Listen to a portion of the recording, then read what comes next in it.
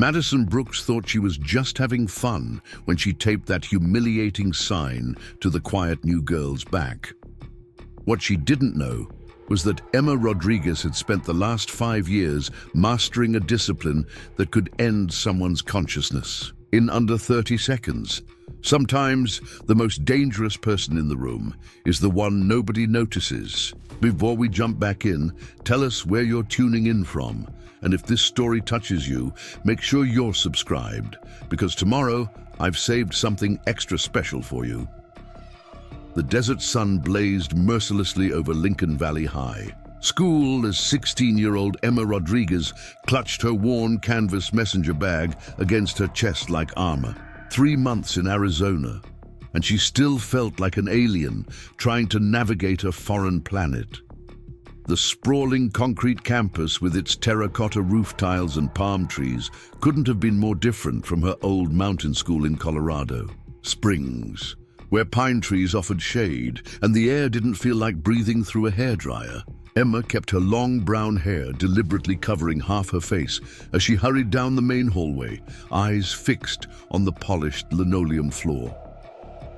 Her oversized cardigan hung loose on her petite frame, carefully chosen to hide the lean muscle. Definition that years of intensive training had carved into her arms and shoulders. She had learned to make herself invisible, to blend into the background like a shadow at noon. The move to Lincoln Valley had been sudden. Her mother's job transfer to a Phoenix law firm had uprooted them just as Emma was finally finding her place back home. More importantly, it had separated her from Sensei Williams and the Dragon's Way dojo, where she had spent nearly every afternoon since she was 11 years old. The dojo had been her sanctuary, the place where quiet Emma Rodriguez transformed into someone entirely different. At Dragon's Way, she wasn't the shy girl who preferred books to parties. She was a weapon in human form, a third-degree black belt in Kyokushin karate with a specialization in pressure point techniques that could incapacitate opponents twice her size. Her tournament record spoke for itself: 47 wins, 3 losses, and a regional championship title that she'd earned just 6 months before the move. But that life felt like a dream now, packed away in boxes along with her trophies and certificates. Her mother had made her promise to leave that part of herself in Colorado. "You're starting fresh, mija," Elena Rodriguez had said while they drove across the desert with their belongings crammed into a U-Haul trailer. Lincoln Valley is a good school district with excellent academic programs. Focus on your studies, make normal friends, live a normal teenage life. The fighting was just a phase. Emma had agreed, mostly because she could see the worry lines that had appeared around her mother's eyes after the divorce. Elena worked 14-hour days at the law firm, trying to establish herself as a single mother in a competitive field. The last thing she needed was phone calls about her daughter getting into fights, even sanctioned ones in a tournament setting. So Emma had buried that part of herself deeper than the desert caliche that construction crews had to blast through to build foundations.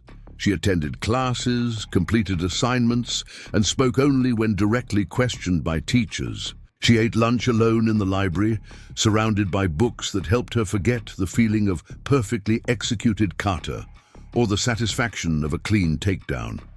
The social ecosystem at Lincoln Valley High operated according to rules that Emma understood, but refused to participate in. At the apex sat Madison Brooks, a 17-year-old with honey blonde hair that caught light like spun gold, and a smile that could charm teachers into granting extensions or parents into donating to fundraisers. As student council president and captain of the dance team, Madison wielded influence that extended far beyond her official titles. Madison's power came not from fear like traditional bullies, but from her ability to make people feel either included or excluded from the social circle that mattered. She was intelligent enough to maintain plausible deniability for her cruelty, packaging her meanness in concern or humor that adults found charming. Teachers saw her as a natural leader, parents praised her initiative, and students either wanted to be her friend or were terrified of becoming her target. Emma had somehow attracted Madison's attention simply by existing in her peripheral vision. It started small, deliberate shoulder bumps in crowded hallways that sent Emma's books scattering, followed by saccharine apologies delivered just loudly enough for nearby teachers to hear. There were the comments about Emma's thrift store clothes, delivered with fake sympathy about how hard it must be for her family financially. Madison had a gift for finding pressure points, though not the kind Emma had studied. Taylor Kim served as Madison's unofficial documentation specialist, capturing every moment of manufactured drama with her phone camera for her Instagram stories. Taylor's own social media presence hovered around 8,000 followers, a number she desperately wanted to push into 5 figures. She had learned that content featuring social dynamics and teenage conflict performed particularly well with her audience, generating the engagement metrics that might eventually translate into sponsor opportunities. Sophia Martinez completed their trio with her father's credit card and her mother's complete indifference to her daily activities. The Martinez family owned 3 successful restaurants in Phoenix, and Sophia had grown up believing that money could solve any problem and buy any friendship. She followed Madison's lead religiously, seeing their friendship as her ticket to the kind of social status that even wealthy parents couldn't purchase directly. The library had become Emma's refuge during lunch periods, a quiet sanctuary where Mrs. Chen, the librarian, enforced a strict no-drama policy. Emma would claim a corner table near the back, surrounded by her textbooks and whatever novel she was reading for pleasure. Today it was The Count of Monte Cristo, a story about patience, planning, and eventual justice that felt particularly relevant to her current situation. She was absorbed in Dante's imprisonment when Alex Chen approached her table carrying a worn copy of Dune. Alex was one of the few students at Lincoln Valley who seemed genuinely uninterested in the social hierarchy games that consumed most of their classmates. They shared AP literature and had been assigned as lab partners in chemistry, where Alex had proven to be both intelligent and refreshingly straightforward. "Mind if I sit?" Alex asked, gesturing to the empty chair across from Emma. Madison's crew has claimed the usual tables and they're being particularly loud today. Emma looked up, marking her place in the book with her finger. Alex had short black hair and wore wire-rimmed glasses that gave them a scholarly appearance that Emma found comforting. Unlike most students at Lincoln Valley, Alex didn't seem to need constant social validation or entertainment. "Of course," Emma said, moving her bag to make more space. "I was just reading." Alex settled into the chair and opened their book, but didn't immediately begin reading. "That's Dumas, right? The Count of Monte Cristo? I read that last summer. Fascinating exploration of revenge psychology." Emma nodded, surprised to find someone who shared her interest in classic literature. Most of her classmates struggled through their assigned reading, let alone sought out additional books for pleasure. "It's my second time reading it. I find something new each time. The patience required for his revenge plan is almost superhuman," Alex observed quietly. "Most people would have acted impulsively and ruined everything, but Dantes understood that true justice requires careful planning and perfect timing." Something in Alex's tone suggested they weren't just discussing literature. Emma studied their face, noting the way Alex's eyes briefly flicked toward the tables where Madison and her friends were loudly discussing their weekend plans. There was an understanding there, a recognition of shared experience that didn't require explicit acknowledgement. "Sometimes people underestimate the quiet ones," Emma replied carefully. "They assume that silence means weakness or acceptance." Alex smiled slightly, the first genuine smile Emma had seen from them. "Preparing and narrating this story took us a lot of time, so if you are enjoying it, subscribe to our channel. It means a lot to us. Now back to the story. Exactly. They mistake patience for passivity. The conversation was interrupted by the sharp sound of Madison's laughter carrying across the library. Mrs. Chen looked up from her desk with a warning expression, but Madison was already lowering, her voice just enough to avoid direct confrontation. She had perfected the art of pushing boundaries without quite crossing them. Emma tried to return to her book, but she could feel the familiar tension building in her shoulders. Madison's presence had a gravitational effect that pulled everyone nearby into her orbit, whether they wanted to be there or not. Even in the library's peaceful atmosphere, Emma found herself hyper-aware of every sound from Madison's direction. The warning bell rang, signaling 5 minutes until the next period. Emma gathered her books slowly, hoping to avoid the hallway crush, but Alex stood with her, clearly intending to walk together. As they approached the library exit, Emma noticed Madison and her friends blocking the main aisle between the bookshelves, ostensibly looking for something, but positioned in a way that forced other students to squeeze past them. "Emma," Madison called out with false enthusiasm as they approached. "I've been meaning to talk to you. How are you adjusting to Lincoln Valley? It must be so different from wherever you came from." The question was phrased as friendly concern, but Emma recognized the trap. Any answer she gave would be dissected and used against her later. If she said she was adjusting well, Madison would find ways to prove otherwise. If she admitted to struggling, it would become ammunition for future attacks. "It's fine," Emma replied neutrally, trying to step around the group. "Just fine," Taylor chimed in, phone already recording. "That doesn't sound very enthusiastic. Are you having trouble making friends? I mean, besides Alex here." She gestured dismissively at Alex, managing to make even their name sound like an insult. "We should get to class," Alex said firmly, taking a step forward that clearly indicated they intended to push past if necessary. Sophia moved slightly, narrowing the gap between the bookshelves just enough to make passage uncomfortable. "What's the rush? We're just trying to be welcoming to our new classmate."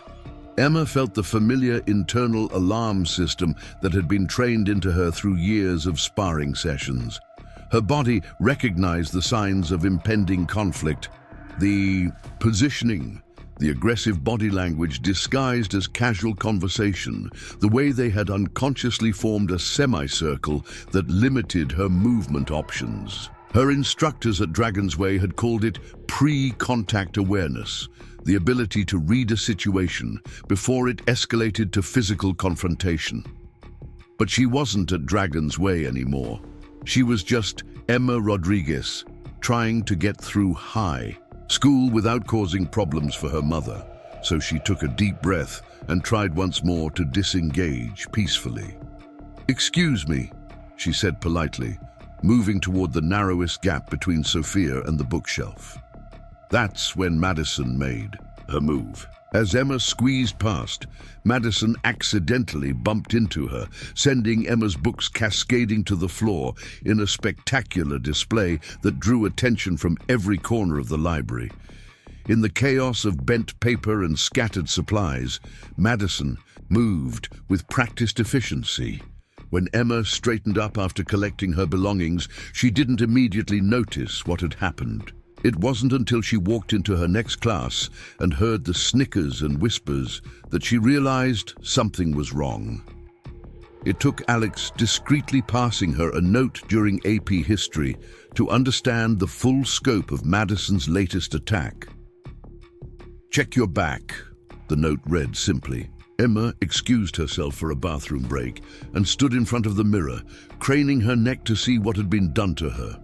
There, taped securely between her shoulder blades, was a bright yellow sticky note with "Kick me" written in Madison's distinctive handwriting. The tape had been positioned carefully, strong enough to stay in place, but not so obvious that Emma would feel it being applied. Standing alone in the bathroom, Emma stared at her reflection and felt something crack inside. her chest. It wasn't anger exactly, or even humiliation. It was the recognition that Madison had crossed a line from social cruelty into physical territory. The sign wasn't just an insult, it was an invitation for others to engage in physical harassment. Emma removed the sign carefully, folding it small and tucking it into her pocket. Her hands were steady, but inside her mind, she could hear Sensei Williams's voice from a lesson that felt like a lifetime ago. There's a difference between choosing not to fight and being unable to fight, he had told her after a particularly difficult training session. One comes from wisdom and restraint. The other comes from fear and helplessness. Never confuse the two, Emma-san, and never let anyone else confuse them either. For 3 months, Emma had chosen not to fight.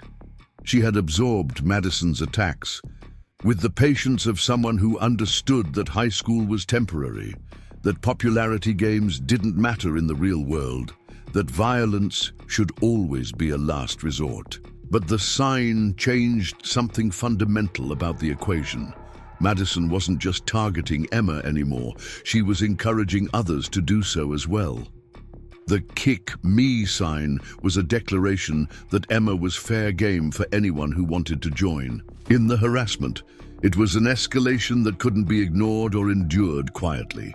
Emma returned to class and sat through the remaining 40 minutes of AP history without really hearing anything the teacher said. Her mind was already shifting into a different mode, one she hadn't accessed since leaving Colorado. She was analyzing threat levels, considering response options, and calculating the potential consequences of each choice available to her.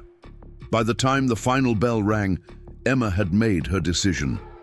She would give Madison one opportunity to back down, one chance to retreat from the line she had crossed. If Madison chose escalation instead, Emma would remind her that the quiet girl from Colorado had learned a few things during her 5 years of intensive training. Walking through the parking lot toward the bus stop, Emma felt the familiar calm that always settled over her before a tournament match. Her breathing deepened, her awareness expanded, and her body began to remember reflexes that had been dormant for months. She was still Emma Rodriguez, the shy new girl who preferred books to parties. But she was also something else, something that Madison Brooks was about to discover the hard way. The next morning brought no relief from the oppressive Arizona heat, and Emma Rodriguez felt the weight of yesterday's humiliation settle over her shoulders like a heavy blanket. She had spent most of the previous evening in her bedroom, staring at the folded yellow note that now sat on her desk like evidence of a crime. Her mother had worked late again, returning home after Emma was already pretending to sleep, which meant another morning of navigating Lincoln Valley High without the comfort of sharing her burden. Emma dressed carefully, choosing a fitted black t-shirt instead of her usual oversized cardigan. The change was subtle but deliberate.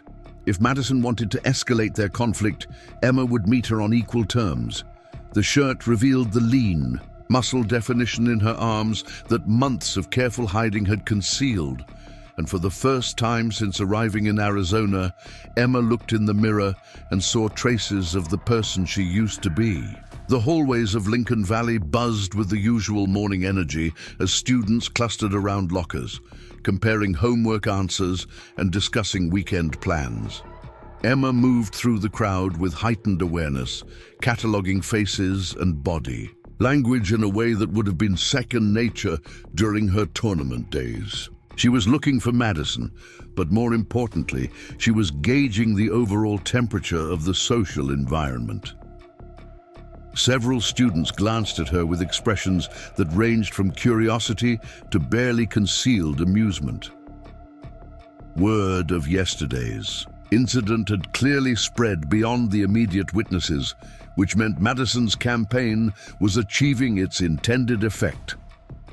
Emma was becoming known as someone who could be targeted without consequence, a reputation that would only invite more aggression from opportunistic bullies. She found Alex Chen at their shared locker, organizing textbooks with characteristic precision. Alex looked up as Emma approached, and their expression immediately shifted to concern. "You look different today," Alex observed quietly. "More alert, like you're expecting trouble." Emma opened her own locker and began exchanging books for her morning classes. "I'm always expecting trouble. I just stopped trying to hide it." Alex glanced around to ensure they weren't being overheard before leaning closer. "Madison's been particularly smug this morning. She's telling everyone about some video Taylor posted last night. Something about social dynamics and natural hierarchies in high school environments." Emma's jaw tightened. She had avoided social media since moving to Arizona, preferring to maintain her low profile.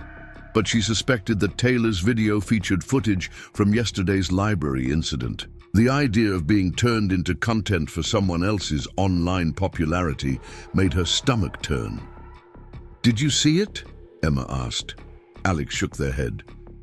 "I don't follow any of them, but it's apparently getting significant engagement. Taylor's been refreshing her phone all morning, watching the view count climb." The first period passed without incident, but Emma could feel the shift in atmosphere around her.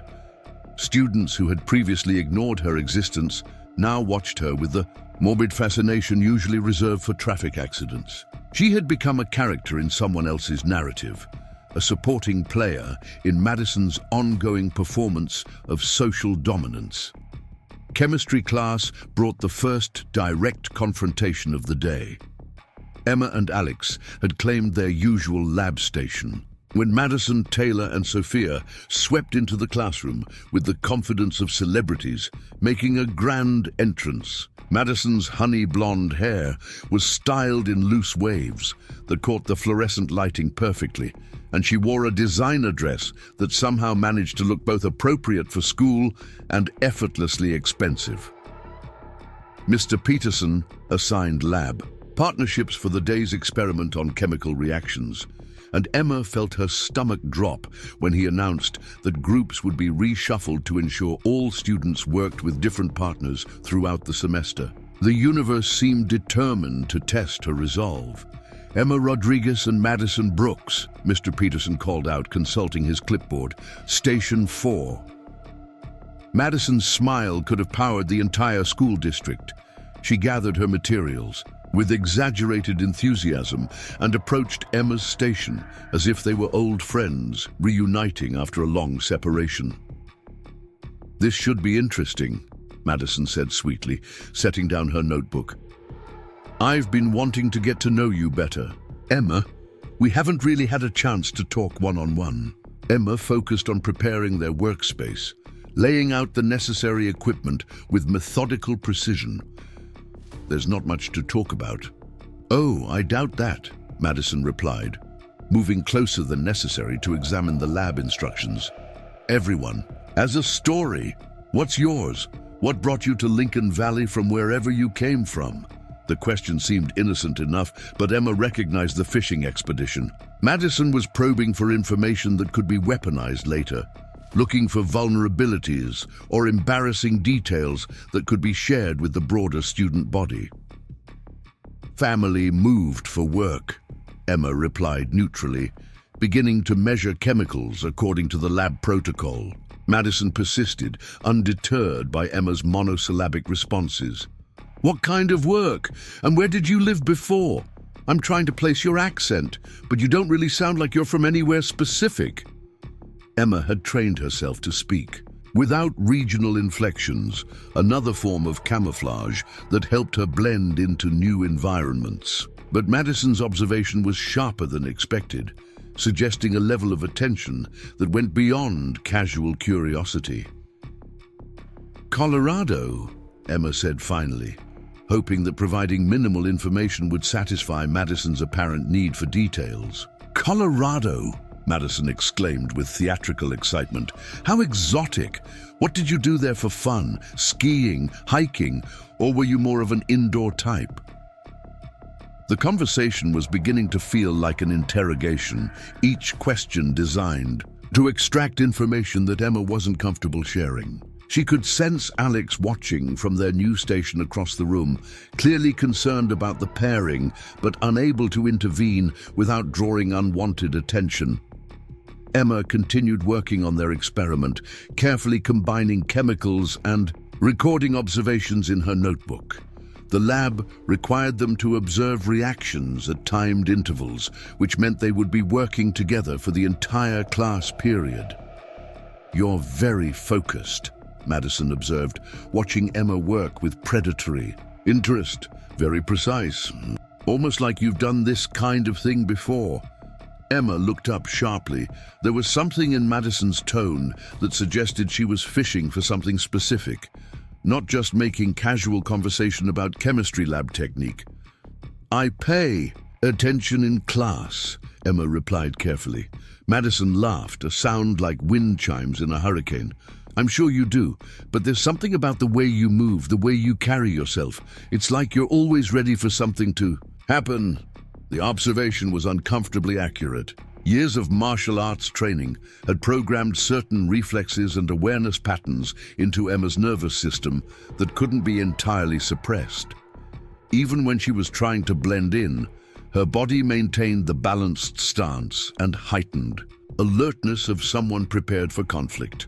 "Maybe you're imagining things," Emma suggested, but she could hear the defensive edge creeping into her voice. Madison's smile widened. "Maybe. Or maybe there's more to Emma Rodriguez than meets the eye."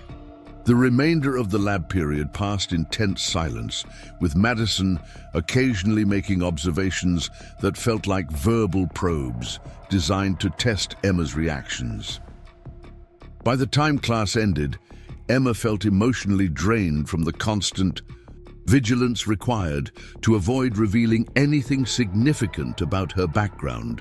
As students filed out of the classroom, Madison lingered at their station, ostensibly cleaning up their materials, but clearly wanting to continue their conversation. "You know," Madison said conversationally, "Taylor's been getting great response to her social media content lately. She's really developing an eye for interesting stories and characters." Emma felt cold, despite the classroom's stuffy air. "I'm not interested in being anyone's content." "Oh, but that's the beauty of social media," Madison replied with mock sympathy. "You don't really get to choose whether you're content or not. If you're in public, if you're interesting enough to capture attention, then you're fair game." The threat was delivered with Madison's characteristic sugarcoating, but Emma heard it clearly. Yesterday's incident had been a preview, not a conclusion. Madison was planning something larger, something designed to cement Emma's position as the school's designated target. "I should get to my next class," Emma said, shouldering her bag and moving toward the door. Madison's voice followed her. "See you around, Emma. I have a feeling we're going to be seeing a lot more of each other." The rest of the morning passed in a haze of hypervigilance and mounting tension. Emma found herself unconsciously adopting defensive postures, positioning herself near exits and walls, scanning rooms for potential threats and escape routes. Her body was preparing for conflict even as her mind tried to maintain the fiction that she could avoid confrontation indefinitely. Lunch period brought a temporary reprieve when Emma retreated to the library, hoping that Mrs. Chen's no-drama policy would provide sanctuary. She claimed her usual corner table and attempted to lose herself in homework, but concentration proved impossible with her nervous system running on high alert. Alex joined her after a few minutes, carrying a sandwich and wearing an expression of barely controlled anger. "I saw what happened in chemistry," Alex said without preamble. "Madison was interrogating you like you were some kind of suspect." Emma looked up from her textbook, grateful for Alex's straightforward approach to difficult conversations. "She's fishing for information, looking for ammunition." "For what?" Emma hesitated, weighing how much she could safely reveal. Alex had proven trustworthy, but everyone had limits to their loyalty, especially when facing someone as socially powerful as Madison Brooks. "I think she's planning something bigger than yesterday's sign," Emma said finally. "Something public." Alex nodded grimly. Taylor's been walking around with her phone out all morning like she's waiting for something specific to happen. And Sophia keeps checking the time like they're operating on some kind of schedule. The observation sent a chill down Emma's spine. Coordinated behavior suggested a planned operation rather than spontaneous bullying, which meant Madison was thinking strategically about her next move. "Do you know what Taylor posted last night?" Emma asked. Alex pulled out their phone and scrolled through social media. "I didn't follow her directly, but I can check through mutual connections. Give me a second." Emma watched Alex's expression darken as they found the relevant content. After a moment, Alex turned the phone screen toward Emma, revealing a short video titled "Social Dynamics in Action When Quiet Kids Get Reality Checks."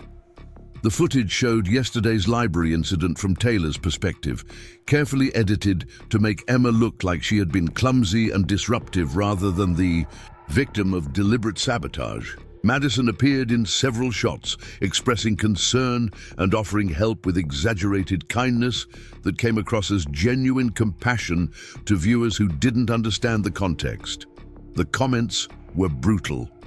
Dozens of users had shared opinions about Emma's appearance, social skills, and apparent inability to function in normal environments. Several suggested that quiet, antisocial students like Emma were potential threats who needed to be monitored carefully.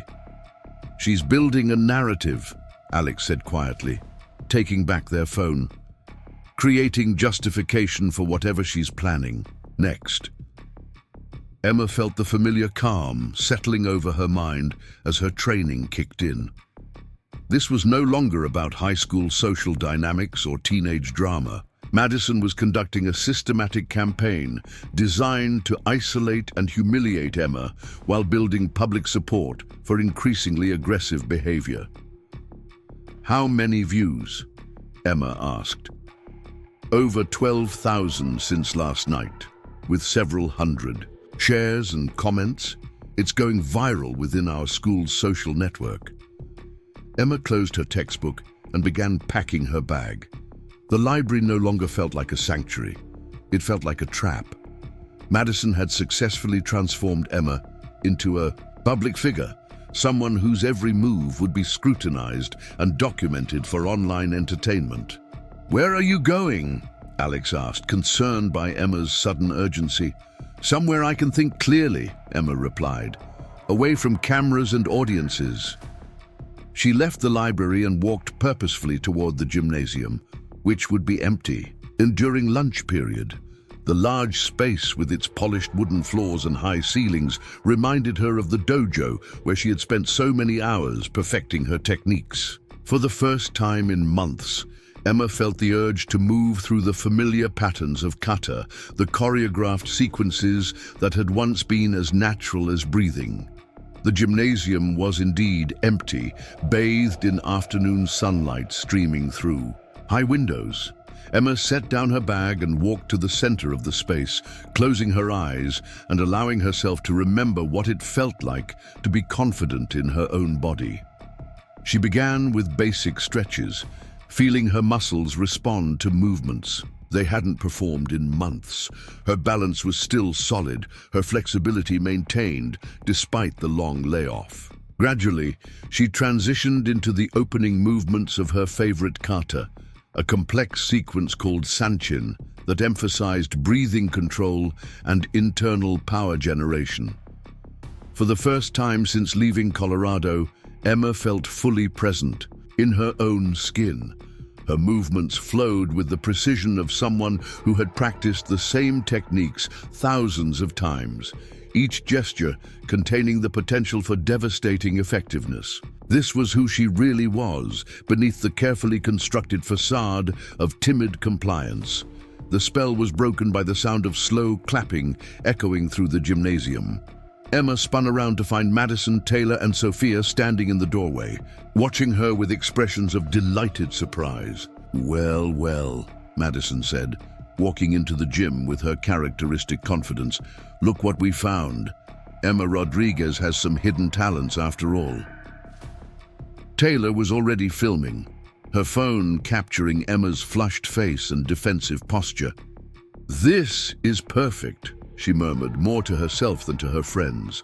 The quiet girl's secret martial arts fantasy. Emma felt exposed in a way that had nothing to do with physical vulnerability. They had caught her in a moment of authentic self-expression, and she knew instinctively that this footage would be used against her in ways she couldn't yet imagine. "That was quite a performance," Sophia added with mock appreciation. "Very dramatic, very intense." Madison approached slowly, like a predator savoring the moment before striking. "Is this what you do in your spare time, Emma? Practice your ninja moves? Planning to use them on someone?" The question was designed to sound like harmless teasing, but Emma understood the implication.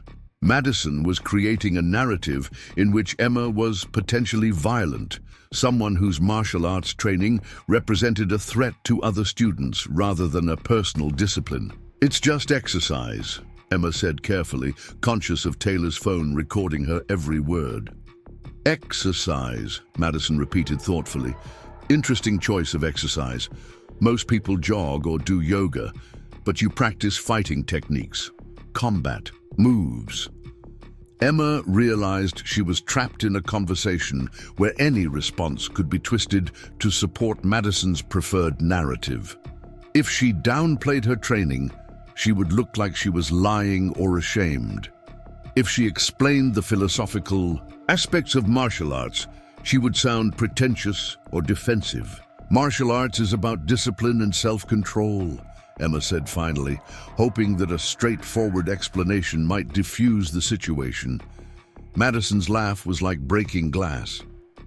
"Self-control? That's funny, because you look pretty aggressive. Just now, pretty intense, like you were imagining fighting someone." Taylor moved closer with her phone, zooming in on Emma's face. "Yeah, that didn't look like exercise to me. That looked like someone practicing how to hurt people." Emma felt her carefully maintained composure beginning to crack. 3 months of restraint and patience were starting to feel like cowardice rather than wisdom. Madison had successfully cornered her in both social and physical space, and every option available seemed to lead toward greater humiliation. "I think we should leave," Emma said, moving toward her bag. Sophia stepped sideways, partially blocking the path to the exit. "Why the rush? We're just having a conversation." "About how you like to practice violence in empty gyms," Madison added helpfully. "About what kind of person does that when they think nobody's watching." Emma stopped moving and looked directly at Madison for the first time since they had entered the gymnasium. Something in her expression must have registered as significant, because Madison's confident smile faltered slightly. "Be very careful," Emma said quietly, her voice carrying a tone that her former sparring partners would have recognized as dangerous. Madison recovered her composure quickly. "Or what? You'll use your secret karate skills on me? That would be assault, Emma. We have witnesses and video evidence." The threat was crystal clear. Madison had maneuvered Emma into a position where any physical response would be documented and used to justify whatever retaliation followed. She was building a case for Emma being dangerous and unstable, someone who needed to be dealt with decisively. Emma picked up her bag and walked toward the exit, forcing herself to move slowly and calmly, despite every instinct screaming at her to respond to the challenge. As she passed the trio, Madison spoke just loudly enough for Taylor's phone to capture her words. "Sweet dreams, Emma. Hope you don't have any violent fantasies tonight." The gymnasium door closed behind Emma with a solid thunk that sounded like the end of something important. She had managed to avoid immediate confrontation, but she understood that the situation had fundamentally shifted. Madison was no longer content with casual harassment. She was building towards something that would force Emma to choose between her promise to her mother and her own survival. Walking through the empty hallways toward Her afternoon classes, Emma realized that her period of invisibility was officially over. Madison had decided to make her a central character in whatever drama was unfolding, and there would be no returning to the shadows. The only question now was how much Emma was willing to sacrifice to maintain her facade of helpless compliance, and whether Madison would give her any choice in the matter. The afternoon sun cast long shadows across the Lincoln Valley High School campus as Emma Rodriguez sat in her final class of the day, AP Literature, trying to focus on Mrs. Patterson's discussion of symbolism in The Scarlet Letter. The irony wasn't lost on her that they were analyzing a story about public shaming and social ostracism, while her own situation spiraled toward a similar fate. Mrs. Patterson, a woman in her 50s with graying hair pulled back in a perpetual bun, had a tendency to avoid addressing student conflicts that didn't directly disrupt her classroom instruction. She was the type of educator who believed that teenagers should resolve their own social issues without adult intervention, a philosophy that had served her well during her 20-year career, but left vulnerable students without advocates when they needed them most.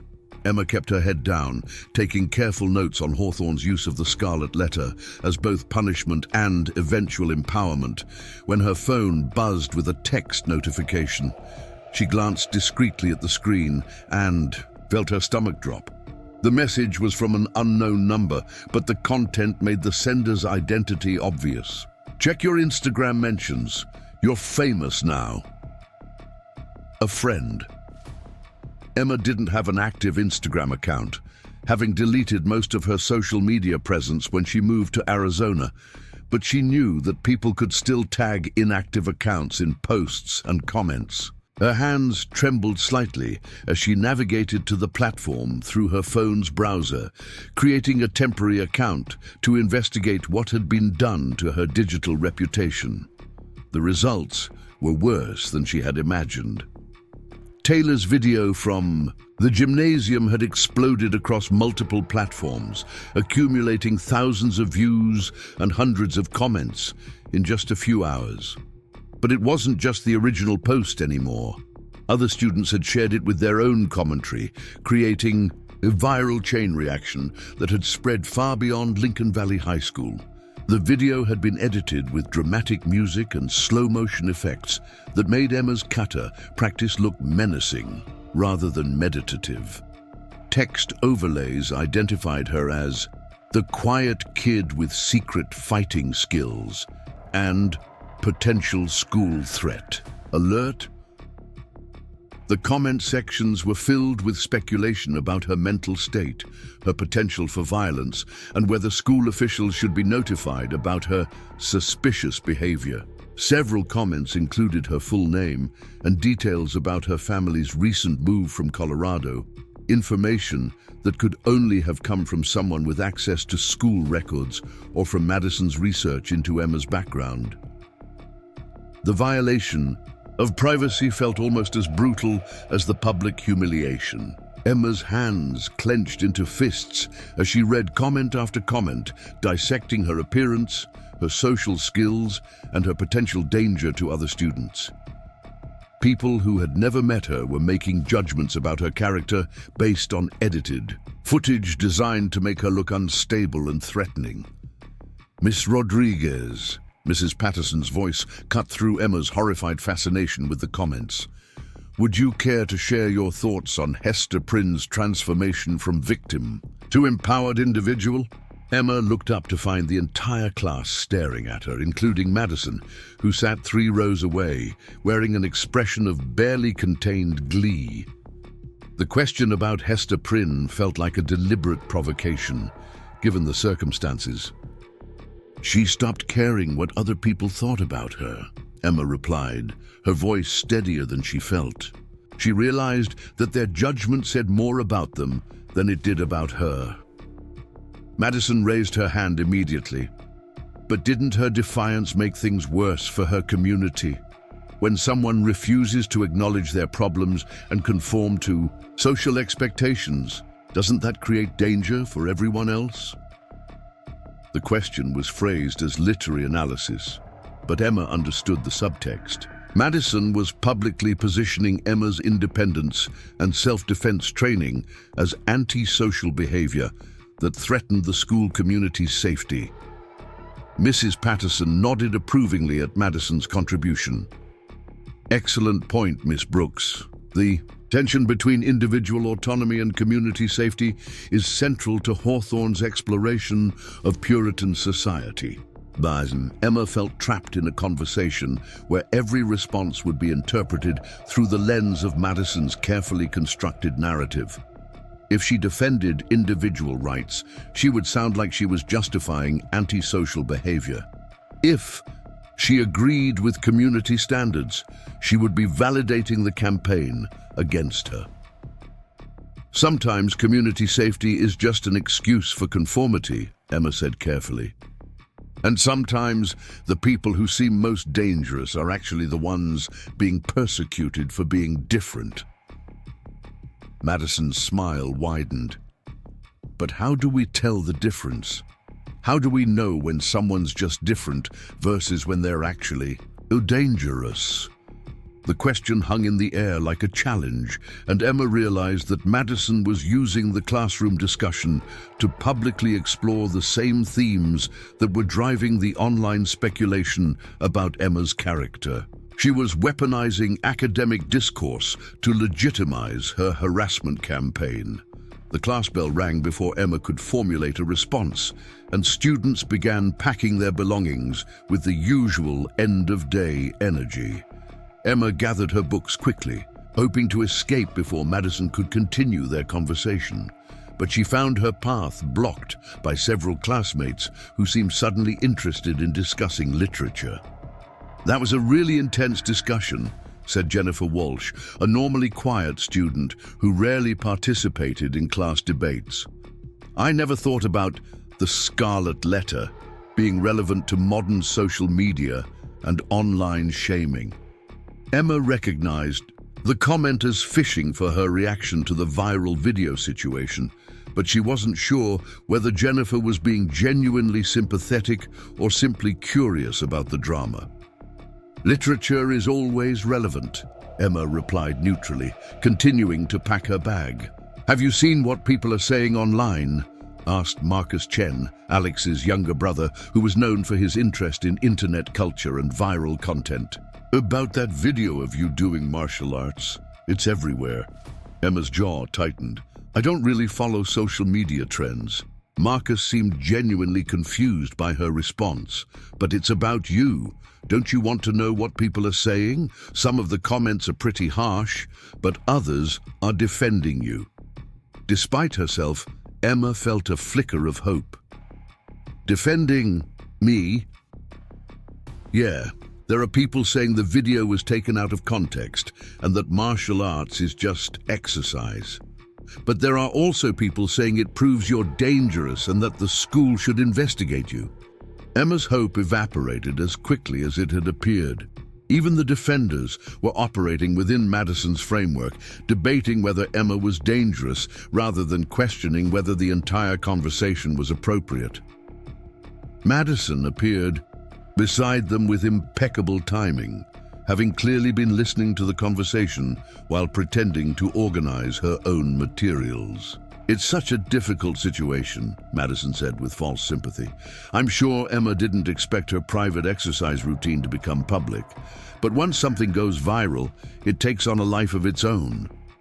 Emma stared at Madison, amazed by her ability to express concern while simultaneously taking credit for the entire situation. Madison was positioning herself as a neutral observer rather than the architect of Emma's public humiliation. "I should go catch my bus," Emma said, shouldering her bag and moving toward the classroom door. "Of course," Madison replied sweetly. "I hope this all dies down soon. Sometimes the internet can be so cruel to people who are just trying to mind their own business." Emma left the classroom with Madison's false sympathy ringing in her ears. The hallways were crowded with students, heading toward buses and parking lots, but Emma noticed that more people than usual were looking at her directly. Some expressions showed curiosity, others showed concern, and a few showed the kind of nervous attention usually reserved for potentially dangerous animals. She was no longer invisible, but her new visibility came with a layer of threat assessment that made her feel like a specimen under a microscope.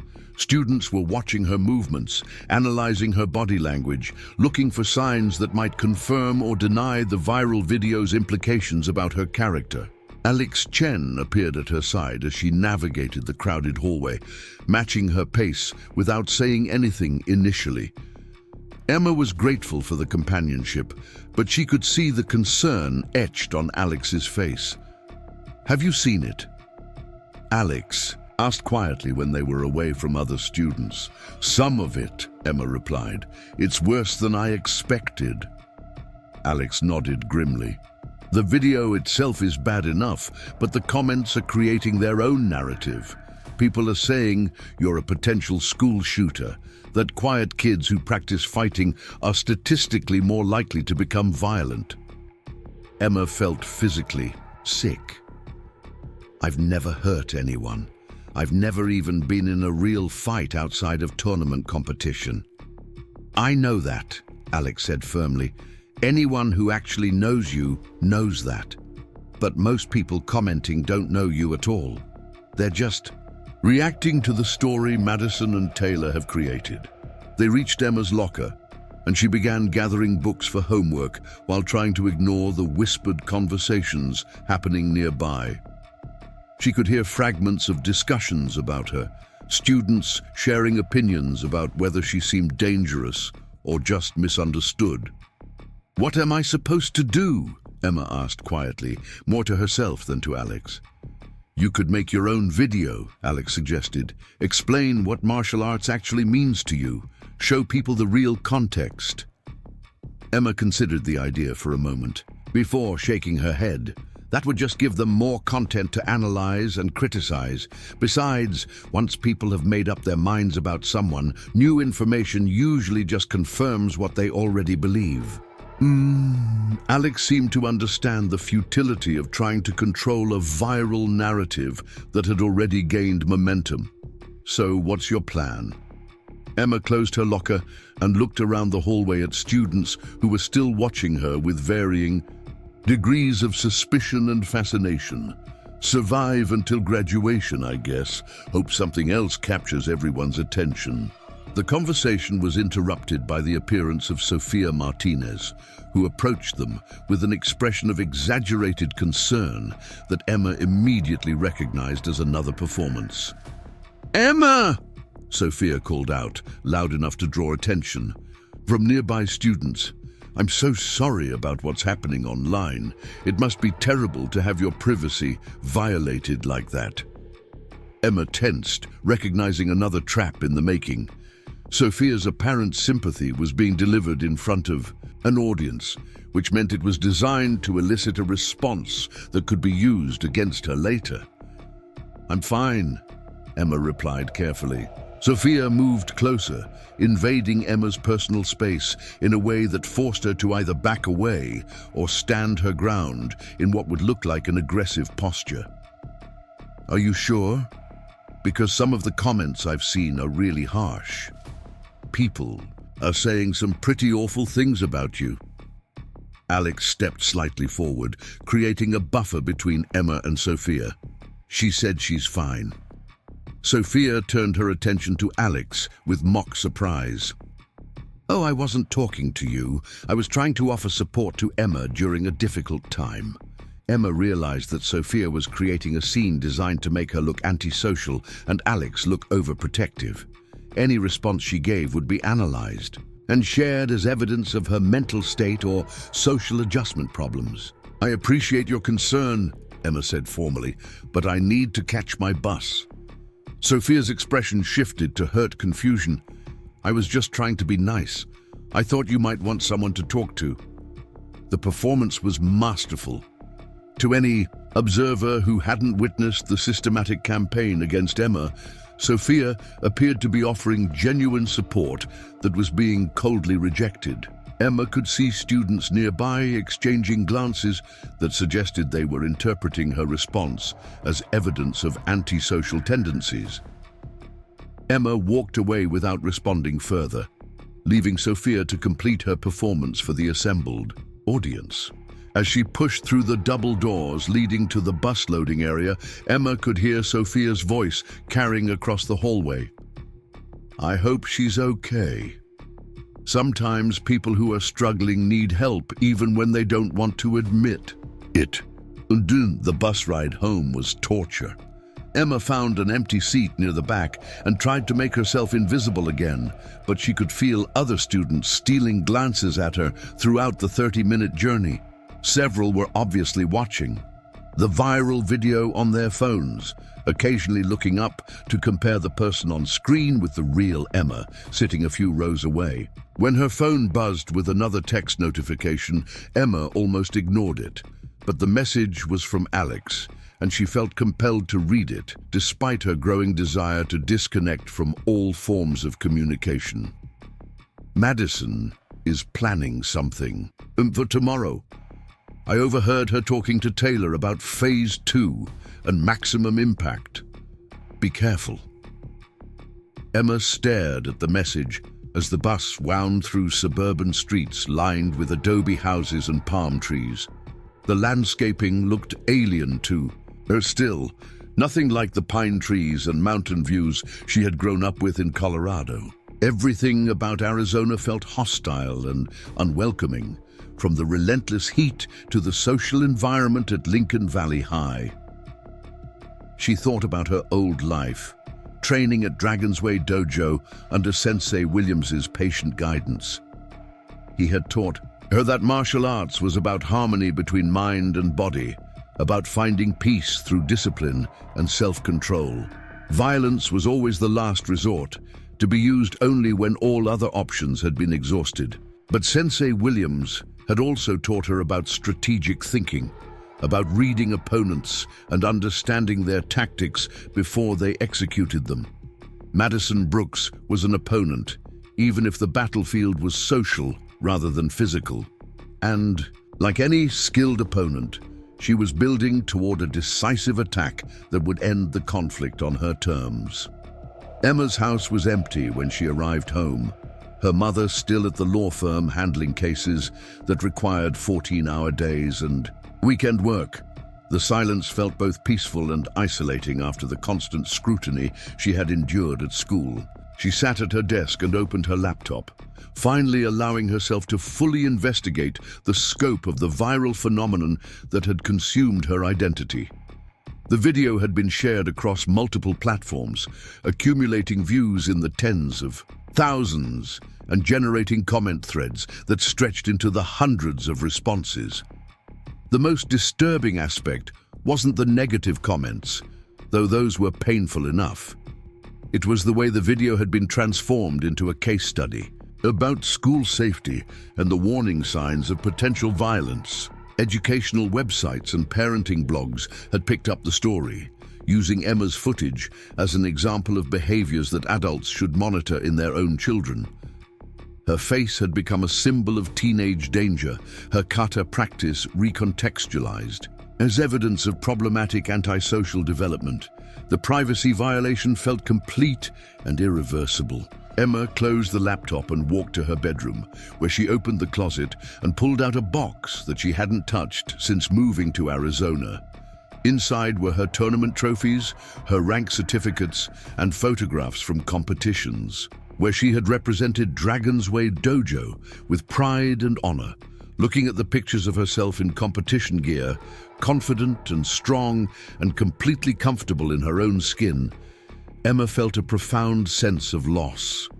That person seemed like a stranger now, someone from a different life who had possessed certainties that current Emma couldn't access. Her phone rang, startling her out of her melancholy reflection. The caller ID showed her mother's office number, and Emma answered with relief at the prospect of adult conversation. "Mija." Elena Rodriguez's voice carried the exhaustion of another. Long day. How was school today? Emma considered telling her mother everything. About Madison's escalating campaign, about the viral video, about the way her martial arts background was being weaponized against her reputation. But Eleanor sounded tired enough already, and Emma knew that involving her would only create additional stress without providing any real solutions.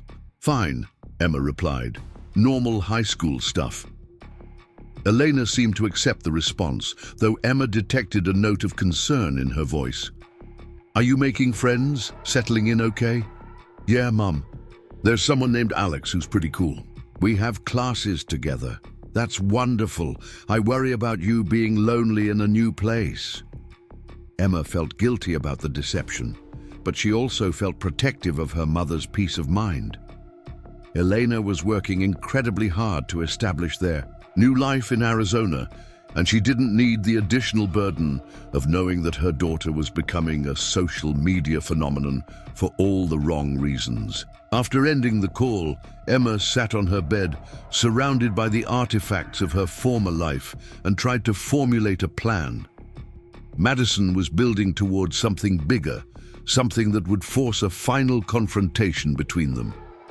Emma could continue, trying to avoid conflict, hoping that the situation would resolve itself through time and changing attention spans. Or she could prepare for whatever Madison had planned, using the skills and strategic thinking that Sensei Williams had taught her to anticipate and counter her opponent's next move. For the first time since leaving Colorado, Emma began to seriously consider the possibility that her period of restraint and patience might be coming to an end. Madison Brooks had declared war, and Emma was finally ready to acknowledge that she was already in a fight, whether she wanted to be or not. The only question was whether she would continue fighting defensively, allowing Madison to control the terms of engagement, or whether she would remind everyone at Lincoln Valley High School that the quiet girl from Colorado had learned a few things about strategy during her 5 years of intensive training. Outside her bedroom window, the Arizona sun was setting behind the mountains, painting the sky in shades of orange and purple that reminded Emma of the view from Dragon's Way dojo during evening training sessions. The memory filled her with a sense of clarity and purpose that she hadn't felt in months. Tomorrow would bring whatever Madison had planned for phase 2 of her campaign. But tonight, Emma would prepare for the possibility that her promise to her mother about avoiding violence might finally become impossible to keep. The next morning arrived with an ominous stillness that Emma Rodriguez recognized from her tournament days. It was the same quality of air that preceded major competitions, when the energy in a room shifted from casual preparation to focused intensity. She dressed carefully in dark jeans and a fitted black hoodie that wouldn't restrict her movement if circumstances required physical action, though she still hoped to avoid that possibility. Emma's mother had already left for another early morning at the law firm, leaving behind a note encouraging Emma to have a good day and reminding her about a parent-teacher conference scheduled for the following week. The irony of normal parental concerns felt surreal given the storm that was about to break over Lincoln Valley High School. The bus ride to school felt like traveling toward an inevitable destiny. Emma noticed several students watching her with the intense fascination usually reserved for celebrities or criminals, their phones discreetly positioned to capture any unusual behavior. The viral video had transformed her into a character in everyone else's story, and they were all waiting to see what would happen next. Alex Chen was waiting by Emma's locker when she arrived, wearing an expression of barely controlled anxiety that immediately put Emma on high alert. "Madison's been here since before dawn," Alex said without preamble. "She was in the student council room with Taylor and Sophia, plus several other people I didn't recognize. They had papers spread out, like they were planning some kind of operation." Emma felt the familiar pre-competition calm settling over her nervous system. "Did you see what kind of papers?" looked like printouts from social media, maybe screenshots of comments, and there was something that looked like a petition with a lot of signatures already collected. Emma's stomach tightened. A petition suggested that Madison was moving beyond individual harassment into institutional action, possibly trying to involve school administrators in her campaign. It was a sophisticated escalation that would force Emma to defend herself against official accusations rather than just social media speculation. Any idea what the petition says? Alex shook their head. I couldn't get close enough to read it without being obvious, but Madison looked very satisfied with whatever she was working on. Emma opened her locker and began gathering books for her morning classes, her movements deliberate and controlled, despite the adrenaline beginning to flow through her system. Thanks for the heads up. I'll be ready for whatever she's planning. Emma, Alex said quietly, you don't have to face this alone. There are people who know the truth about what's been happening. If Madison tries something public, there will be witnesses who understand the real situation.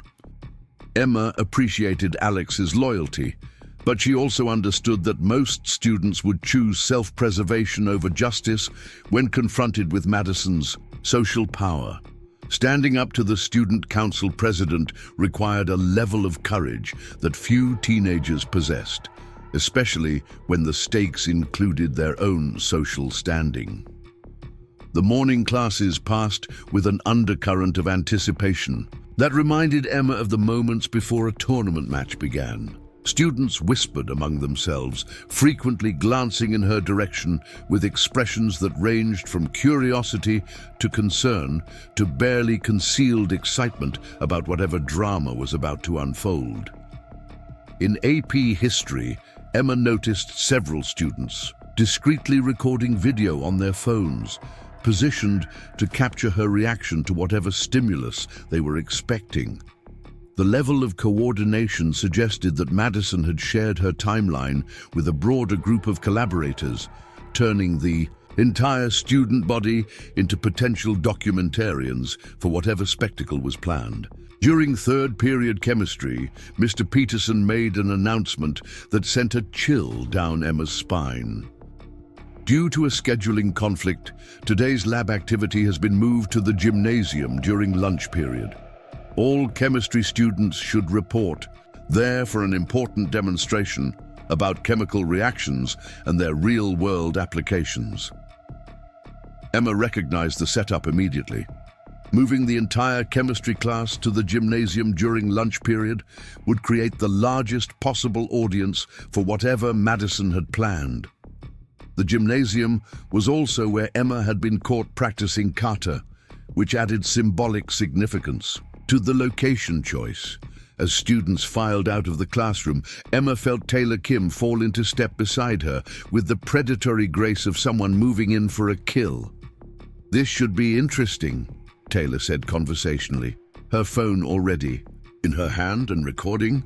I've been looking forward to this demonstration all week.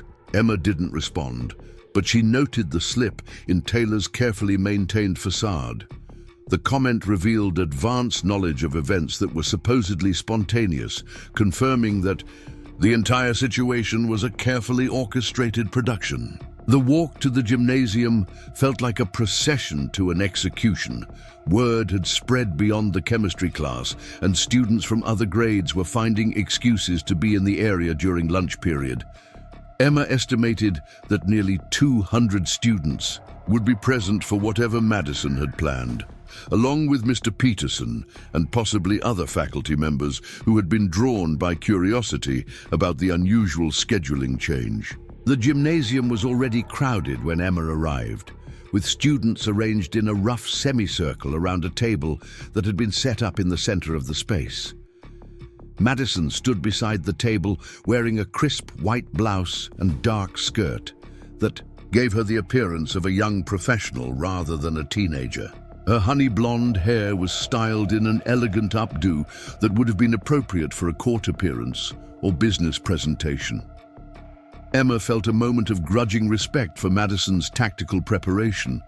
She had dressed to convey authority and credibility, positioning herself as a responsible student leader, addressing a serious concern rather than a bully orchestrating a public humiliation. Taylor and Sophia flanked Madison, both carrying clipboards and wearing expressions of solemn concern that had obviously been rehearsed.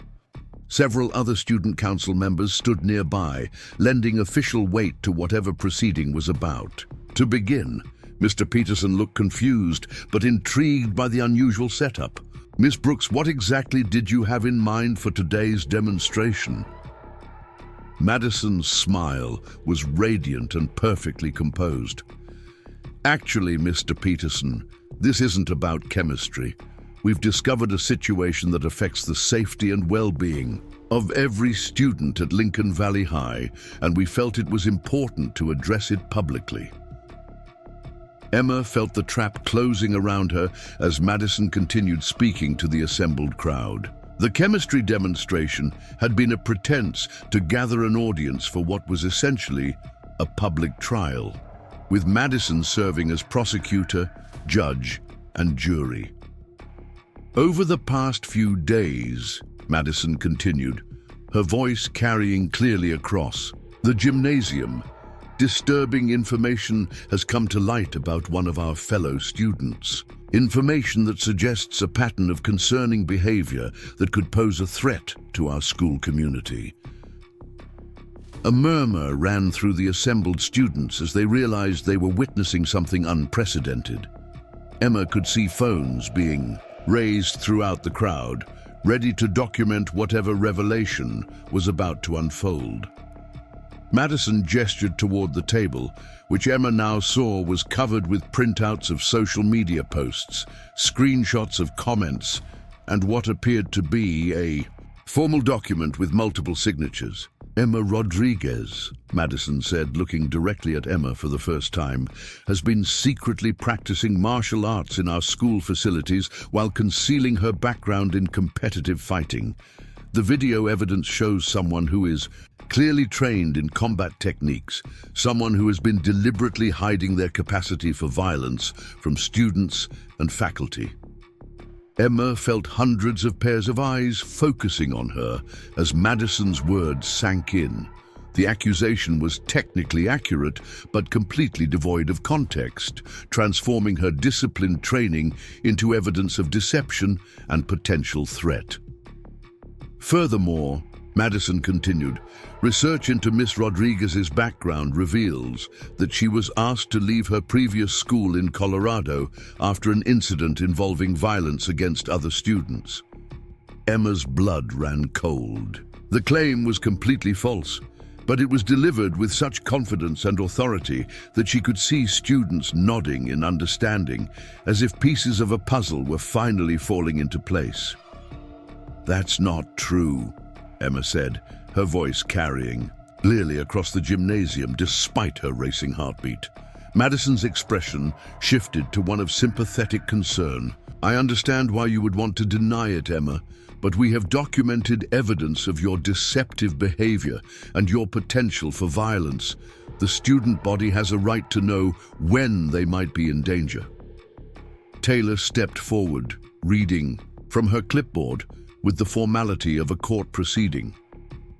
"We have collected over 300 signatures from students requesting that the administration conduct a full investigation into Emma Rodriguez's background and her fitness to remain.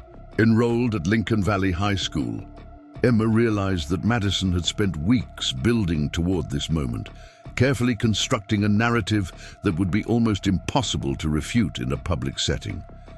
Any denial Emma offered would sound like the desperate lies of someone caught in deception.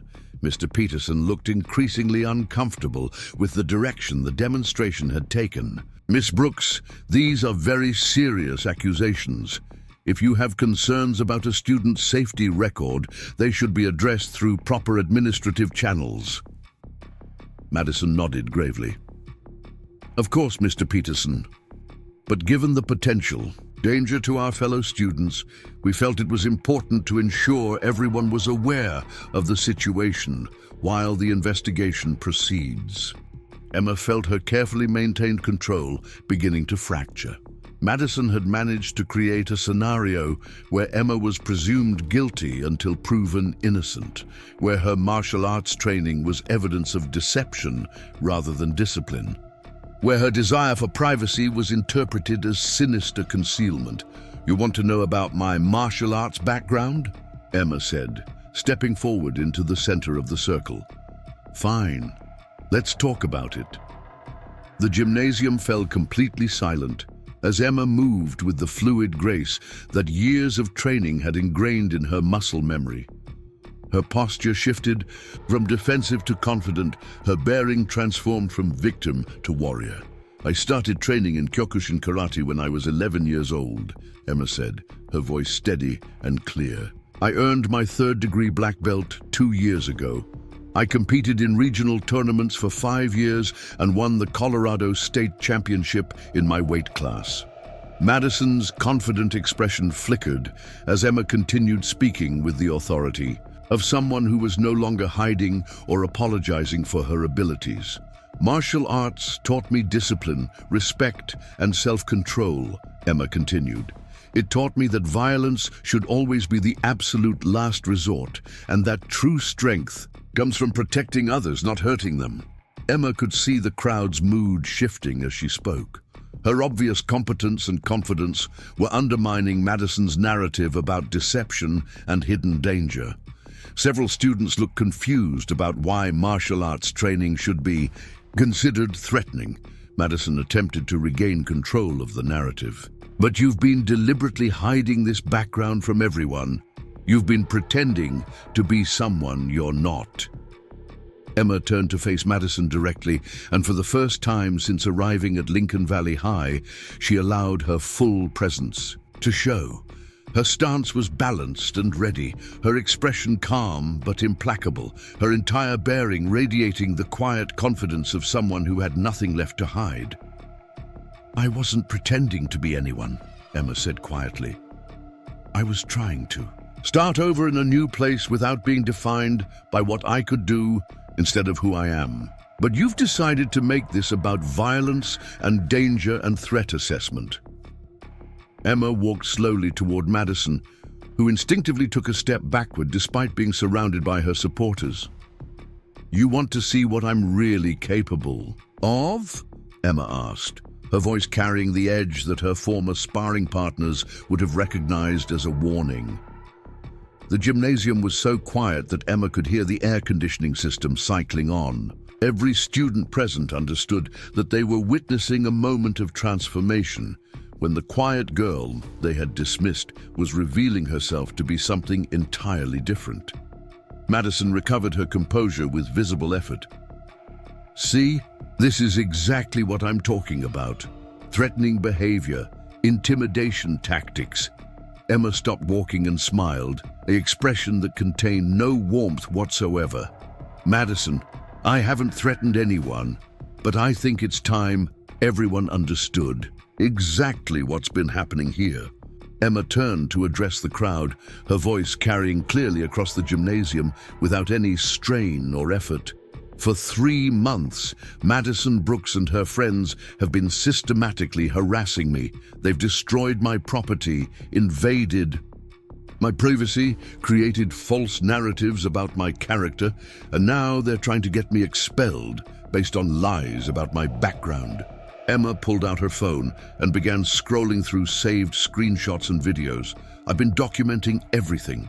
Every incident, every witness, every piece of evidence that shows this isn't about student safety. It's about someone who can't tolerate not being able to control everyone around them." Madison's face had gone pale as Emma continued speaking with prosecutorial precision.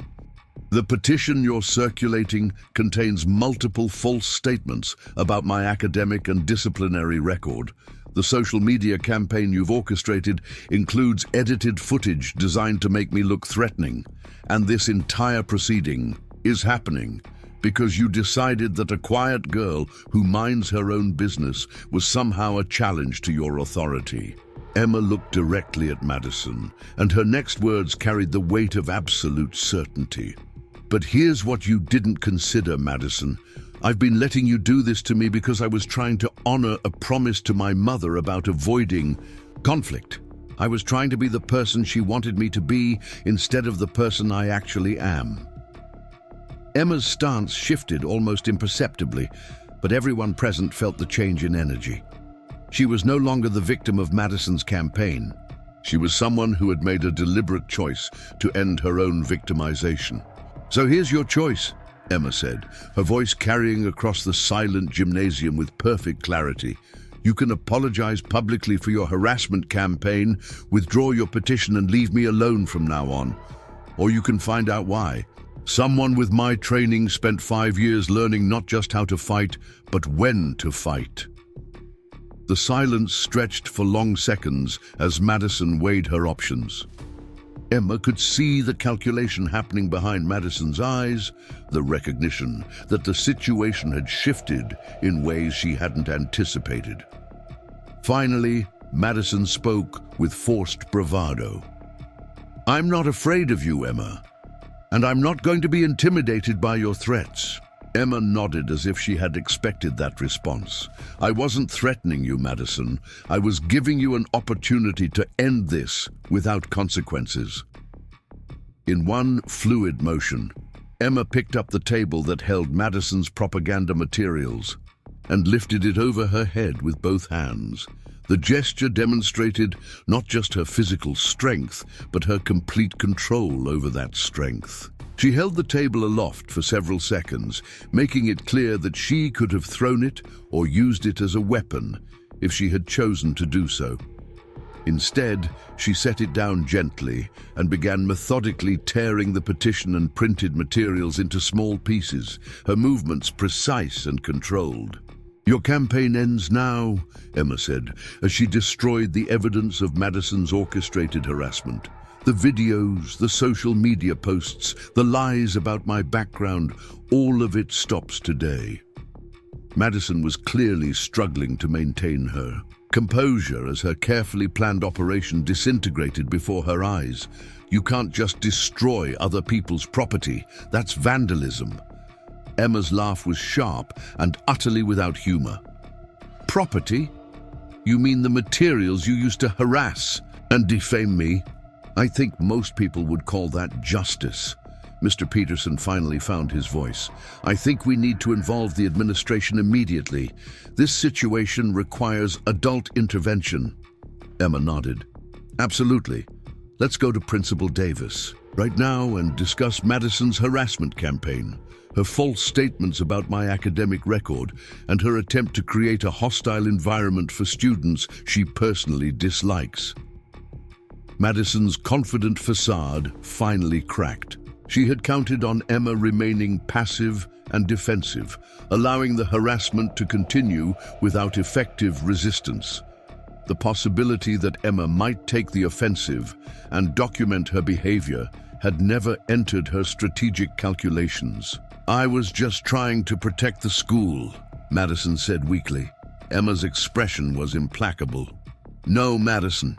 You were trying to destroy someone you couldn't control, but you picked the wrong target." Principal Davis's office was cramped with Emma, Madison, Taylor, Sophia, Alex, Mr. Peterson, and Emma's mother, who had been called away from her law firm to address what the principal had described as a serious incident requiring immediate parental involvement. Elena Rodriguez sat beside her daughter with the composed expression of someone who was accustomed to high-stakes negotiations and formal proceedings. She had listened carefully as both sides presented their versions of events, occasionally asking clarifying questions that revealed her legal training. Principal Davis reviewed the evidence that Emma had compiled over 3 months of systematic harassment, including screenshots of social media posts, witness statements from Alex and other students, and video footage of several incidents that Emma had discreetly recorded. "Miss Brooks," Principal Davis said finally, "the evidence suggests that you have been conducting a deliberate campaign to isolate and humiliate Miss Rodriguez. This goes far beyond typical student conflicts into the realm of serious harassment." Madison attempted one final defense. "I was concerned about student safety. Emma has been hiding her background in competitive fighting." Elena Rodriguez spoke for the first time since entering the office. "Principal Davis, my daughter was a highly successful competitive martial artist before our move to Arizona. She won multiple tournament titles and was recognized for her sportsmanship and discipline. There was never any incident of violence or inappropriate behavior at her previous school." The principal nodded. "We've confirmed Miss Rodriguez's academic and disciplinary records with her previous school. They are exemplary." Emma felt a weight lifting from her shoulders as the truth finally emerged into official light. Madison's campaign had depended on innuendo and false implications, but when subjected to actual investigation, the lies collapsed immediately. "Furthermore," Eleanor continued, "the harassment my daughter has endured appears to meet the legal definition of cyberbullying under Arizona state law. As an attorney, I'm prepared to pursue both civil and criminal remedies if this behavior doesn't cease immediately." Madison's parents, who had been called to the school during the proceedings, looked mortified as they began to understand the scope of their daughter's behavior and its potential legal consequences. Principal Davis delivered his decision with the weight of final judgment. "Miss Brooks, you are suspended for 1 week and will be required to complete community service focused on anti-bullying education. Miss Kim and Miss Martinez will serve detention for their participation in the harassment campaign.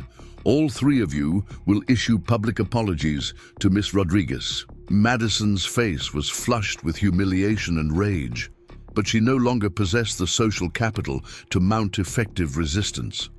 Her campaign against Emma had backfired spectacularly, destroying her credibility and exposing her true character to the entire school community. 3 weeks later, Emma Rodriguez walked through the hallways of Lincoln Valley High School with confidence and purpose that would have been unrecognizable to observers from her first months at the school. The viral video incident had been recontextualized through subsequent events, transforming from evidence of dangerous behavior into documentation of impressive athletic discipline. Students who had previously avoided her now sought her out, curious about her tournament experiences and interested in learning about martial arts training. Several had asked if she would consider starting a self-defense club, recognizing that her skills could be used to help others rather than as a source of fear. Madison Brooks had returned from her suspension diminished and isolated, her former supporters having distanced themselves once her behavior became public knowledge. The Student Council had voted to censure her actions, and several college recommendation letters had been reconsidered in light of the harassment campaign. Alex Chen joined Emma at her locker as she prepared to leave for her first training session at Desert Phoenix Martial Arts, a local dojo where she had enrolled to resume her competitive career. "How does it feel?" Alex asked, watching Emma pack her training gear with obvious anticipation. Emma considered the question as she shouldered her equipment bag. "Like I remember who I am again, like I stopped apologizing for taking up space in the world." Walking through the parking lot toward her mother's car, Emma reflected on the lessons she had learned during her months of enforced invisibility. Restraint and patience were valuable qualities, but they became weaknesses when they enabled others to cause harm without consequence. Her mother waited in the driver's seat, wearing the proud expression of someone whose daughter had demonstrated wisdom beyond her years. "Ready to start training again, Mija?" Elena asked as Emma settled into the passenger seat. Emma smiled as they drove toward the dojo, where she would begin rebuilding the competitive career she had put on hold for the sake of fitting in. "I never stopped training, Mom. I just forgot that some fights choose you whether you want them or not. The Arizona sun blazed overhead as they drove through the desert landscape toward Emma's new beginning, and for the first time since leaving Colorado, she felt completely at home in her own skin. 6 months after the gymnasium confrontation that changed everything, Emma Rodriguez stood before a mirror in the Desert Phoenix Martial Arts Dojo, adjusting her black belt around her GI with practiced precision. The familiar weight of the belt felt like coming home after a long journey through foreign territory. Her reflection showed someone who had found the perfect balance between the quiet, thoughtful person she had always been and the confident warrior she had trained to become. The dojo buzzed with the energy of evening classes as students of all ages prepared for training. Emma had become one of Sensei Martinez's most dedicated students, not just because of her previous experience, but because of the wisdom she brought from her months of enforced restraint. She understood now that true martial arts mastery wasn't about fighting ability alone, but about knowing when to engage and when to redirect conflict through other means. Tonight was special. Emma was teaching her first official class as a junior instructor, working with a group of teenage students who reminded her of herself during those difficult months at Lincoln Valley High. They were the quiet ones, the overlooked ones, the students who had learned to make themselves invisible rather than risk becoming targets. Among her students was Marcus Williams, a 14-year-old who had been relentlessly bullied for his stutter and small stature until his parents enrolled him in martial arts classes. There was also Sarah Kim, whose anxiety about social situations had kept her isolated until she discovered that physical training gave her confidence that extended beyond the dojo walls. Most surprisingly, Trent Morrison had joined the class 3 months ago. Trent had been one of Madison Brooks's followers during the harassment campaign, but the fallout from those events had led him to serious self-reflection. His parents had required him to make amends through community service, which initially brought him to the dojo as part of a program for at-risk youth. But he had discovered a genuine passion for the discipline and philosophy of martial arts. Emma watched Trent working patiently with Marcus on basic defensive stances, encouraging the younger boy with a gentleness that would have been impossible to imagine during his days as Madison's enforcer. People could change, Emma had learned, when they were given the opportunity to understand the consequences of their choices. As the class began their warm-up exercises, Emma reflected on how profoundly her life had transformed since that decisive day in the gymnasium.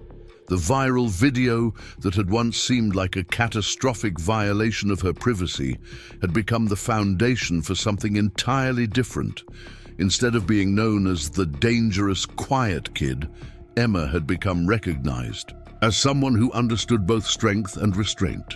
The video had been reposted countless times, but now it circulated with different commentary. Martial arts instructors used it as an example of proper kata execution. Anti-bullying advocates shared it as evidence that victims could find empowerment through disciplined training. Educational websites featured it in discussions about the positive aspects of martial arts for teenage development. Emma had even received messages from other students around the country who had faced similar harassment campaigns. Many had found inspiration in her story, learning that they didn't have to choose between being victims and becoming bullies themselves. There was a third option: becoming strong enough to protect yourself while remaining compassionate enough to help others find their own strength. Madison Brooks had become a cautionary tale rather than a success story. Her suspension had been followed by removal from student council leadership and the cancellation of several college recommendation letters. More significantly, her social media following had evaporated as people recognized the cruelty beneath her polished exterior. She had transferred to a private school across town, seeking a fresh start in an environment where her reputation hadn't preceded her. Emma felt no satisfaction in Madison's downfall, She had learned that revenge and justice were entirely different concepts, and that true victory came from building something positive rather than simply destroying what was negative. Madison's punishment had been a natural consequence of her own choices, not something Emma had sought or celebrated. Taylor Kim had faced different consequences. Her parents had discovered the extent of her cyberbullying activities and had required her to delete all her social media accounts and participate in digital citizenship education. Without the constant validation of online engagement, Taylor had been forced to develop actual friendships based on genuine connection rather than shared participation in cruelty. Surprisingly, Taylor had reached out to Emma 2 months after the gymnasium incident, requesting a private conversation. She had apologized sincerely for her role in the harassment campaign, explaining that she had been so focused on gaining online followers that she had lost sight of the human impact of her content creation. Emma had accepted the apology, understanding that teenagers often made terrible decisions when they were desperate for social validation.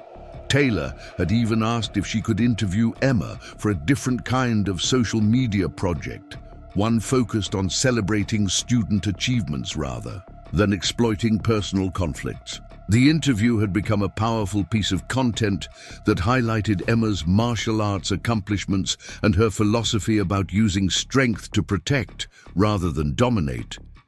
It had reached an even larger audience than the original harassment videos, but this time the response had been overwhelmingly positive. Alex Chen remained Emma's closest friend, having proven their loyalty during the most difficult period of Emma's high school experience. Alex had started taking classes at Desert Phoenix as well, discovering an unexpected aptitude for the mental discipline aspects of martial arts training. They often studied together after training sessions, finding that the physical exercise improved their focus for academic work. Emma's relationship with her mother had also evolved significantly. Elena Rodriguez had initially been concerned that returning to martial arts would make Emma more aggressive or confrontational, but she had come to understand that the opposite was true. Training had made Emma more confident and centered, better, able to handle stress and conflict without becoming reactive. Elena had even attended several of Emma's tournaments, watching with pride as her daughter competed with the same skill and sportsmanship that had characterized her earlier career. She had apologized for asking Emma to abandon such an important part of her identity, recognizing that martial arts training had been fundamental to developing Emma's character rather than threatening it. The legal aspects of the harassment case had been resolved through a combination of school disciplinary action and a civil settlement that included funds for anti-bullying education programs at Lincoln Valley High. Emma had insisted that any financial compensation be used to help other students rather than for personal benefit, establishing a scholarship fund for students who couldn't afford martial arts training. As Emma guided her class through increasingly complex defensive techniques, she noticed that each student was developing not just physical skills, but emotional resilience. Marcus no longer stammered when speaking in class, his confidence growing along with his technical ability. Sarah had become one of the most dedicated students, channeling her perfectionist tendencies into mastering precise movements that required intense focus and patience. Trent had perhaps shown the most dramatic transformation. His natural athleticism had made him a quick learner of physical techniques, but more importantly, he had embraced the philosophical aspects of martial arts training. He regularly volunteered to help younger students and had become an advocate against bullying in his own social circles. The class concluded with meditation and reflection, a practice that Sensei Martinez emphasized as essential to integrating physical training with mental discipline.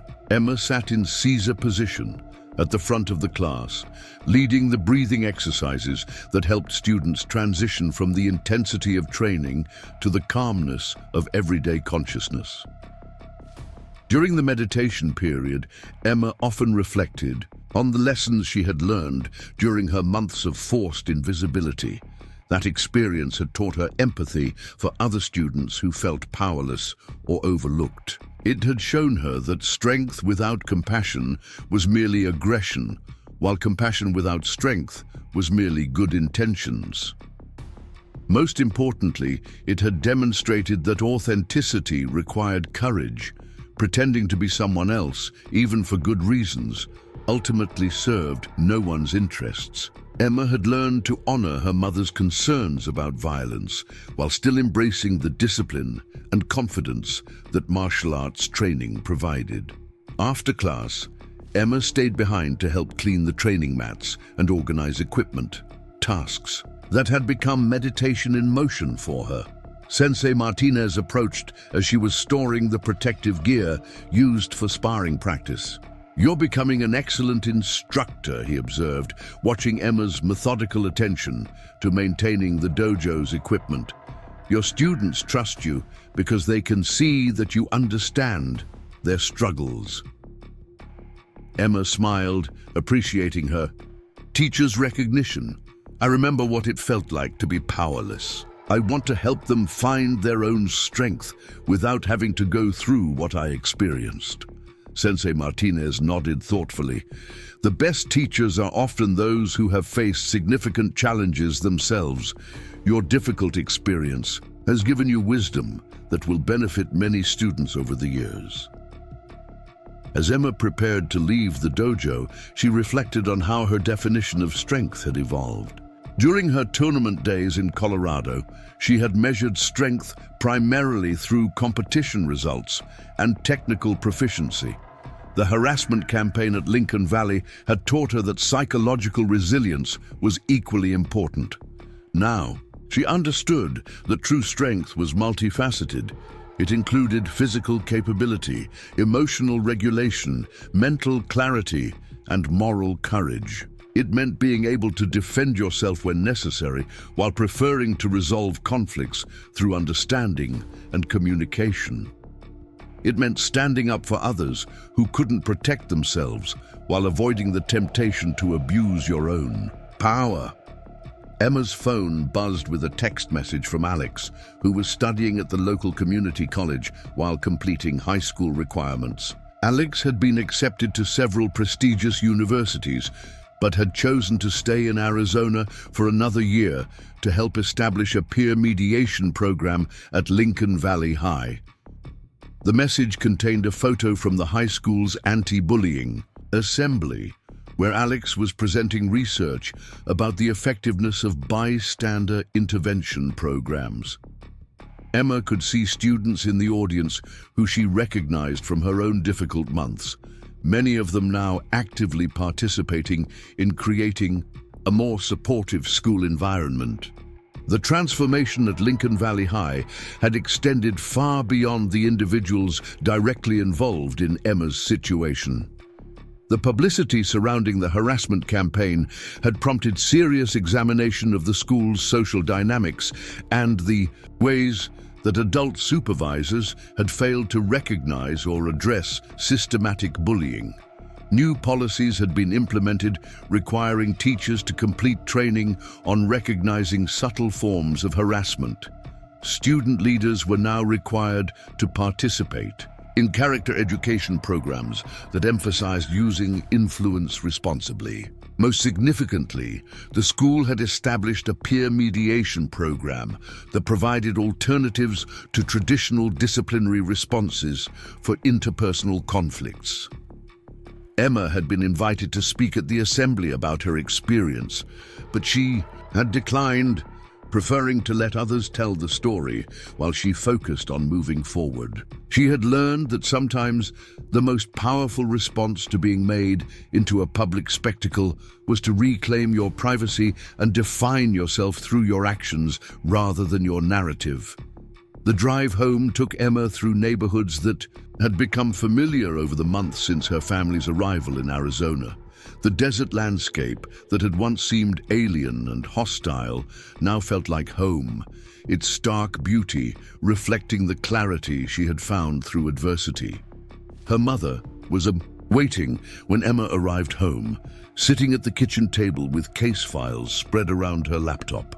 Elena had been promoted to senior associate at her law firm, recognition of her skill in handling complex litigation that often involved workplace harassment and discrimination cases. "How was class tonight?"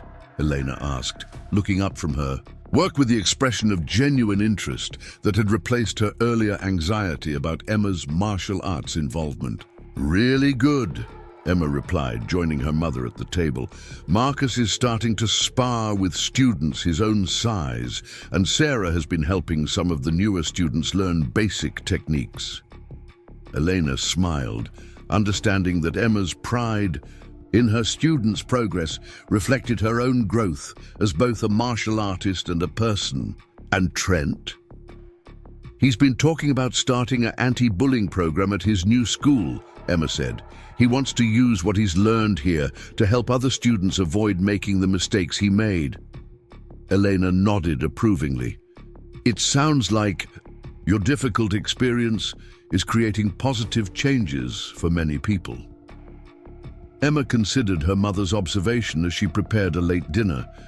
The harassment campaign that had once seemed like pure destruction had indeed become the catalyst for multiple forms of growth and positive change. Students who might never have discovered martial arts had found confidence and discipline through training. Others had learned to recognize and interrupt bullying behavior in their social environments.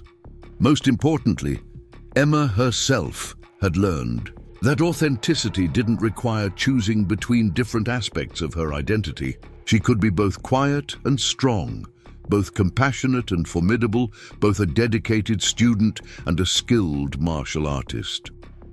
The integration of these qualities had made her more effective in all areas of her life.